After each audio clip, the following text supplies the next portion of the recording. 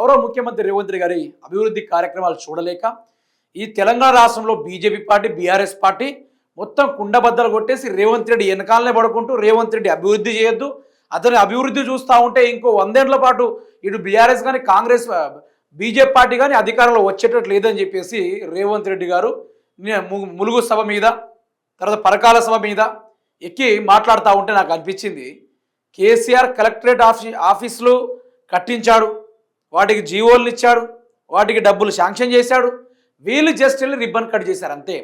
అదే ములుగు నియోజకవర్గంలో ఎవరినైనా అడగండి, ఇక్కడ కలెక్టరేట్ ఆఫీస్ని కట్టించింది ఎవరిని అడిగితే బీఆర్ఎస్ పార్టీ పేరే చెప్తారు. ములుగు నియోజకవర్గంలో ఈరోజు బీఆర్ఎస్ పార్టీ చేసిన పనులు ఉన్నాయి తప్ప కాంగ్రెస్ పార్టీ చేపట్టిన పనులు ఒక్కటి కూడా లేవు.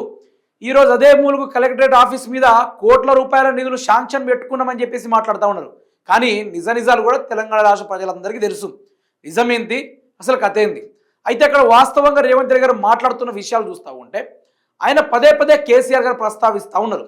నేనేమంటున్నా, మీరు 32 నెలల నుంచి అధికారంలో ఉన్నారు. మరి ఈ 32 నెలల నుంచి ఈ కాంగ్రెస్ ప్రభుత్వం తెలంగాణ రాష్ట్రానికి చేసింది ఏంటిది? ఆరోగ్యాన్ని అమలు చేసిందా? 2 లక్షల ఉద్యోగాలు భర్తీ చేసిందా? మహిళలకు 2,500 రూపాయలు మహాలక్ష్మి స్కీమ్ కింద డబ్బులు ఇచ్చారా? తులం బంగారు ఇచ్చే ప్రయత్నాలు చేశారా? ఈరోజు రాష్ట్రంలో కాంగ్రెస్ పార్టీ చేపట్టిన కార్యక్రమాలు ఏమైనా ఉన్నాయా? కేసీఆర్ మొదలుపెట్టిన ప్రతి పనిని ఎండుపెట్టుకుంటూ వస్తున్నారు తప్ప ఏనాడైనా రేవంత్ రెడ్డిని ఇది చేస్తున్నా ఇది చేశా అని చెప్పుకోవడానికి ఏదైనా ఉందా? ఇందిరమ్మ ఇండ్లు అంటున్నాడు, 5 లక్షలు ఇచ్చే డబ్బు, ఏదైతే 5 లక్షల డబ్బులు ఇస్తా ఉన్నాడో ఆ 5 లక్షల మేస్త్రీలకు సరిపోతలేదు ఫస్ట్ ఆఫ్ ఆల్గా. ఇక దాన్ని పట్టుకొని మేము అంతా చేసినామంటే అందులో కమిషన్లు, మళ్ళీ ఇందిరమ్మ ఇండ్లు కావాలంటే 50,000 రూపాయలు అడ్వాన్స్ ఇవ్వాల్సిందే. ఇటువంటి చాలా జరుగుతూ ఉన్నాయి.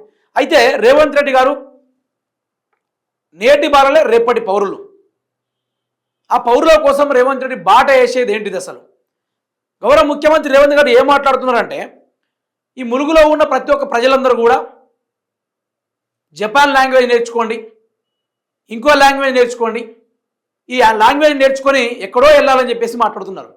ములుగు నియోజకవర్గంలో గిరిజన ప్రజల దగ్గర ఓట్లేయడానికి ఓటర్ ఐడి ఉంది, కానీ వాళ్ళు చదువుకోవడానికి మాత్రం క్యాస్ట్ ఇన్కమ్ లేదు. వాళ్ళ దగ్గర క్యాస్ట్ ఇన్కమే లేదు. వాళ్ళ బాధను బయటికి తీసింది నేను. ఆ బాధల్ని బయటికి తీస్తే కూడా ఈరోజు మంత్రి సీతక్ గారు నా మీద ఎటువంటి మాట అన్నారంటే, మీరు కూడా అది లాస్ట్లో చివరి దాకా చూపిస్తాం, దయచేసి వీడియోని మాత్రం స్కిప్ అయితే చేయకండి, పూర్తి స్థాయిలో చూడడానికైతే ప్రయత్నం చేయండి. ఇక మన గౌరవ ముఖ్యమంత్రి రేవంత్ రెడ్డి గారు మొదలు పెడతారు ఒక్కొక్కరి.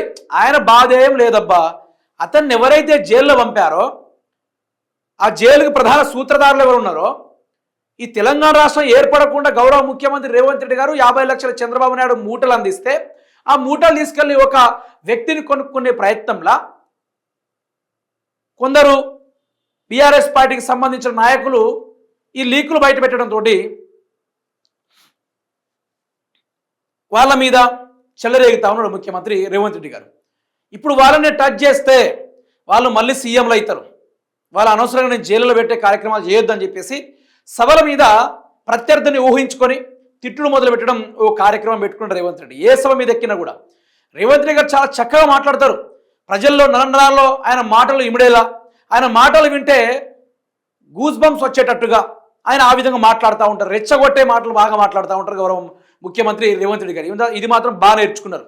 కానీ తెలంగాణ వాటర్ సిస్టమ్ గురించి మాట్లాడమంటే రేవంత్ రెడ్డి ఎత్తండి, పోయండి, బకెట్లతోటి ముంచండి, లోటలతోటి ముంచండి, గొడ్రతోటి ముంచండి, చెంబుతోటి నీళ్లు ముంచి తీయండి అని చెప్పేసి మాట్లాడతారు. కానీ లిఫ్ట్ ఇరిగేషన్, రిజర్వాయర్, అదొక వాటర్ కనెక్టివిటీ, వాటర్ పెద్ద పెద్ద బరాజు అని చెప్పేసి వాటి గురించి మాట్లాడు, టనల్స్ గురించి కానీ, బాహుబలి మోటార్స్ గురించి కానీ, లేకుంటే గ్రావిటీ కెనాల్ ద్వారా కానీ వీటి గురించి రేవంత్ రెడ్డి మాట్లాడు. ఒకటే కుంగింది, ఇరిగింది, పగిలింది, ఏ మాటలు మాట్లాడతారు. అయితే గౌరవ ముఖ్యమంత్రి రేవంత్ రెడ్డి గారు ఎక్కడి నుంచి మొదలు పెడతారంటే, మాజీ మంత్రి వర్యులైన ఎర్రబెల్లి దయాకర్ రావు గారి యొక్క ఓటమిని అక్కడి నుంచి మొదలు పెడతారు. అసలు నిజంగా ఎర్రబెల్లి దయాకర్ రావు గారు ఎందుకు ఓడిపోయారంటే, ఆయన 40 ఏళ్ల రాజకీయం కలిగిన, 40 ఏళ్ల రాజకీయ చతురతను కలిగి ఉన్న ఓ గొప్ప రాజకీయ నాయకుడు అని చెప్పేసి పాలకుర్తి ప్రజలు కానీ, వర్ధనపేట నియోజకవర్గ ప్రజలు కానీ, తెలంగాణ రాష్ట్ర ప్రజలని చాలా వరకు పిలుస్తూ ఉంటారు. అందులోనూ దయ్యన్న అని చెప్పేసి ఆయన తెచ్చుకున్న పేరు అడ్డాగోలు రాలా. పేరు అడ్డాగోలు అయితే రాలా. ఎన్నో సేవలు చేస్తే ప్రజల గుండెల్లో మమేకాయం అయి ఉండుంటే, అనుక్షణం ప్రజలు తిరిగి ఉండుంటే ఆ పేరు వస్తుంది తప్ప అడ్డగోలు ఎక్కడ రాదు. అయితే ఆ దయన్న అనే పేరుతోటి పాలకుర్తి నియోజకవర్గంలో ఒక్కసారి మార్పు ఇచ్చి చూద్దాం. ఒక్కసారి యశస్విని రెడ్డి గారు వచ్చారు కదా, ఒక్కసారి మార్పు ఇచ్చి చూద్దాం ఏ విధంగా ఉంటుంది వీళ్ళ మార్పు అని చెప్పేసి ఓట్లేశారు. అమెరికా నుంచి వచ్చారు కదా, మరి మనకేమైనా డాలర్ ఇస్తారేమో అని చెప్పేసి ఆ విధంగా ఓట్లేసి గెలిపించారు తప్ప వీళ్ళు ఉద్యమాల్లో పాల్గొనే వాళ్ళు కాదు, వాళ్ళ కుటుంబాల ఉద్యమాల్లో పాల్గొని అలసిపోయిన వాళ్ళు కాదు, ఆ తెలంగాణ ప్రజల కోసం కష్టపడిన కూడా కాదు. ఇది అందరికీ తెలుసు. అయితే ఒకరు గెలిస్తే ఒకరు పెత్తనం చేస్తున్న విషయం కూడా మీ అందరికీ తెలుసు. అయితే ఆ ఎర్రబెల్లి దయాకర్ రావు గారిని ఇక కళ్ళలో పెట్టుకున్నాడు ముఖ్యమంత్రి రేవంత్ రెడ్డి. కళ్ళలో పెట్టుకుని ఏం చేస్తా ఉన్నాడు, ఇక నువ్వు ఎంత రాజకీయ చతురత్వం అయితే ఏంది, నీకు 40 ఏళ్ళ రాజకీయం ఉంటే ఏంది, 54,000 మెజారిటీ తోటి మా ఎమ్మెల్యే యశస్విని రెడ్డి కుండబద్దలు కొట్టినట్టుగా గెలిపించేశారని చెప్పేసి ముఖ్యమంత్రి రేవంత్ రెడ్డి గారు మాట్లాడుతూ ఉంటారు. ఆ విజువల్ ఒక్కసారి మనం చూసుకునే ప్రయత్నం అయితే చేద్దాం. ఒక చిన్న అమ్మాయి 50,000 ఓట్లతో పండకేసి కొట్టింది. రాజకీయాలలో కొండ కాకలు తీరిన బండ అన్నాడు. కానీ మీ ఆడబిడ్డ ఒక్క దెబ్బ కొట్టి బండ పక్కన 2 ముక్కలు అయింది. అయితే ఇక్కడ ఎమ్మెల్యే యశస్విని రెడ్డి గారిని రేవంత్ రెడ్డి గారు సభ మీద చాలా గొప్పగా ఒక్కచోట చెప్పలా, ఒక్కసారి చెప్పలా, 3 సార్లు చెప్పిండు. ఆ సభల ఎర్రబెల్లి దయాకర్ రావు గారి పేరు 3 సార్లు తీసుకున్నాడు. ఎందుకు, దేనికోసం అంటే ఎర్రబెల్లి దయాకర్ రావు గారు రేవంత్ రెడ్డి గారు ఇద్దరు టీడీపీలోనే ఉండే, కానీ తెలంగాణ ఉద్యమం టైంలో ఎర్రబెల్లి దయాకర్ రావు గారు ఇక తీరా ఉద్యమం దగ్గరకు వచ్చి తెలంగాణ వచ్చే సందర్భంలో ఎర్రబెల్లి దయాకర్ రావు గారు పార్టీ మారారు. తన తెలంగాణ ప్రజల కోసం, కేసీఆర్ గారు చేపట్టిన అభివృద్ధి కార్యక్రమాల కోసం ఆయన పార్టీ మారి ప్రజలని అదే కేసీఆర్ గారి హయాంలో కేసీఆర్ గారు ఇచ్చిన ఫండ్స్లలో పాలకుర్తి నియోజకవర్గాన్ని సర్వత్రా ప్రయత్నాలు చేసి అభివృద్ధి చేసే కార్యక్రమాలు చేసిండు. ఇంతకుముందు మనం ఒక రోడ్లలో ఒక ఊర్లల్లో గల్లీలో మట్టి రోడ్లు ఉండే తప్ప, వర్షాలు పడితే మోకాళ్ళ దాకా దిగబడే వ్యవస్థ ఉండే తప్ప సీసీ రోడ్లు లేకపోయి ఉండే, ఒక ఊరికి పోవాలన్నా బీటీ రోడ్లు కూడా లేకపోయి ఉండే. కానీ ఆయన వంతు ఆయన పైన కేసీఆర్ గారి ఇచ్చిన నిధులతోటి ఆయన పాలకుర్తిని అభివృద్ధి చేసుకున్నారు. అయితే ఆయన బ్రహ్మాండంగా 40 ఏళ్ళ రాజకీయాన్ని కంప్లీట్గా ఫుల్ఫిల్గా తన సీనియారిటీ తోటి ఎంతో ప్రజల్ని ఎందరో మందిని చూస్తుంటాడు. రేవంత్ రెడ్డి లాంటి వాడిని ఎందరో మందిని చూస్తుంటాడు ఆ మనిషి. అయితే ఆ మనిషి మీద నిన్న సభ మీద 3 సార్ల వరుసగా 3 సార్ల ఎర్రబెల్లి దయాకర్ రావు యశస్విని రెడ్డి ఎర్రబెల్లి దయాకర్ రావు అనుకుంటూ 3 సార్ల సభ మీద అదే ముచ్చట్లు మాట్లాడుతూ ఉన్నాడు. కళ్ళల్లో ఎందుకు పెట్టుకున్నాడు రేవంత్ రెడ్డి అంటే, ఇక్కడ మీకు తెలియాల్సింది ఏంటంటే, ఇక్కడ రేవంత్ రెడ్డిని ఎవరైతే జైలుకు పంపించే పాత్ర భాగంగా ఎవరైతే వీళ్ళ పేర్లు లీకులు ఇచ్చారో, రేవంత్ రెడ్డి ఫలానా టైంలో ఇక్కడ ఉందని చెప్పేసి ఇక్కడ దొరికించారో వాళ్ళని కళ్ళలో పెట్టుకొని ఇక వాళ్ళని ఎట్లాగో జైలుకు పంపలేడు, ఎందుకంటే వాళ్ళు అవినీతి చేయలేదు కాబట్టి. ఇక అట్లా కుదరట్లేదు. ఆయన 70 సార్లు ఢిల్లీకి పోయింది దేనికోసమో కాదు, ఈయనను ఎవరెవరైతే జైల్లో పెట్టించారో వాళ్ళ మీద కక్ష సాధింపు రాజకీయాలు చేద్దామని చేసిండు. కానీ అదంతా అడ్డగోలు దిమ్మ తిరిగిపోయింది. ఏసీబీ కానీ లేకుంటే ఈడీ కానీ ఆ తర్వాత దానికి సంబంధించిన సిబిఐ కానీ ఎన్నో దర్యాప్తులు చేసినా కూడా కేసీఆర్ని ముట్టుకోవడం, ఆ పార్టీకి సంబంధించిన నాయకుల్ని ముట్టుకోవడం మా వల్ల కాదని చెప్పేసి తీరా వదిలేసేళ్ళరు.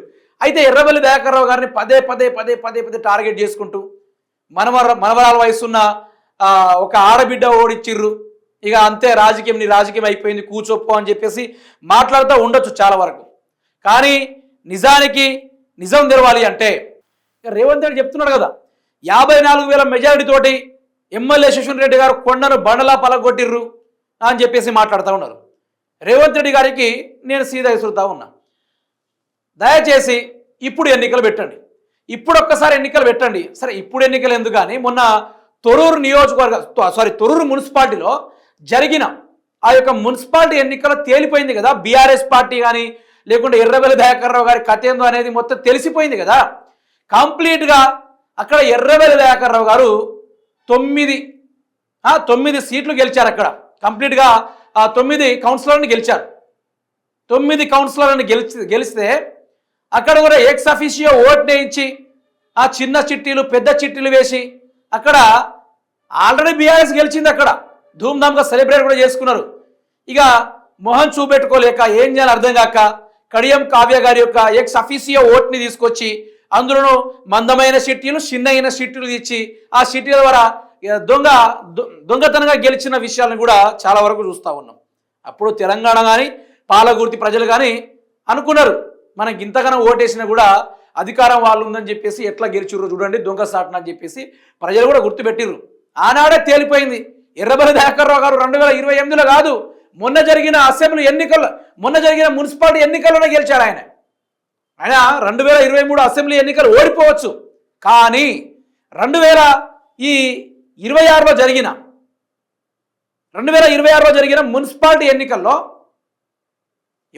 ఎర్రబెల్లి దయాకర్ రావు గారు గెలిచేశారు. అక్కడ కంప్లీట్గా గెలిచేశారు.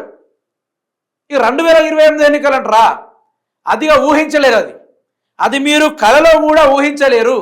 ఆ తిరిగి అక్కడ జరగబోతుంది. ఇది ఏదో ఎర్రబెల్లి దయాకర్ రావు గారిని నేను పొగడాలి, ఆయన గెలిపించాలి, ఇవే మనకు లేదు.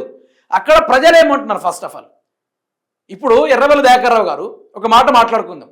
ఆయన ఓడిపోయాడు, ఇంట్లో కూర్చొచ్చా మనిషి, ఎన్నికలు ఇంకో సంవత్సరం ఉందనక వచ్చి ప్రచారాలు చేసుకోవచ్చు.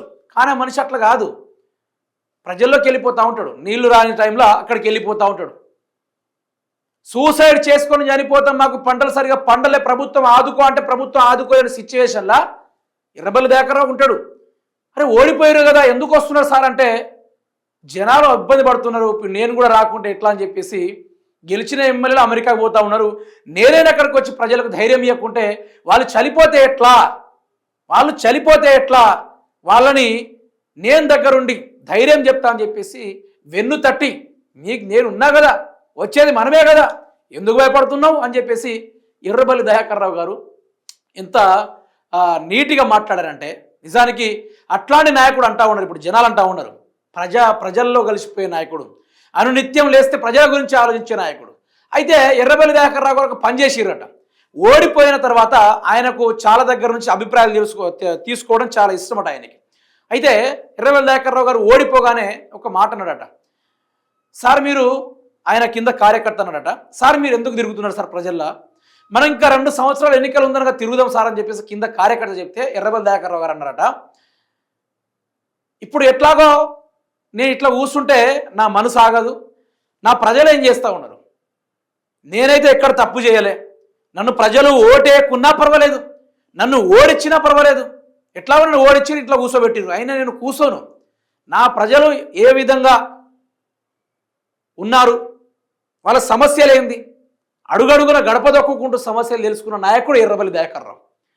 ఈరోజు ఆయన తలుచుకుంటే 2 సంవత్సరాలు ఎన్నికలు ఉందనగా బయటకు వచ్చి ప్రచారాలు చేయొచ్చు, కానీ అట్లా చేయాలి. ఆ మనిషి తిరుగుతూనే ఉన్నాడు జనాలలో వరుస బట్టి తిరుగుతూనే ఉన్నాడు.